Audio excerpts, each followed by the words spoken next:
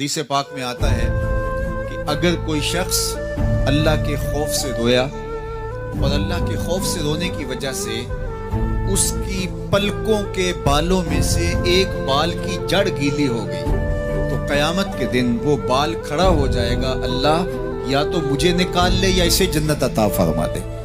تو اللہ جل شانہ اس بال کو تو آنکھ سے نہیں نوچے گا بلکہ اس شخص کو اللہ جنت عطا فرما دے گا۔ اللہ اکبر!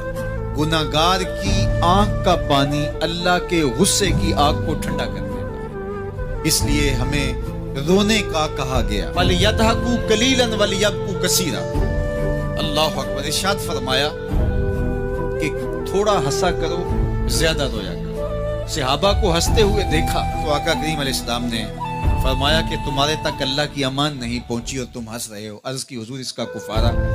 فرمایا اس کا کفارہ یہ ہے کہ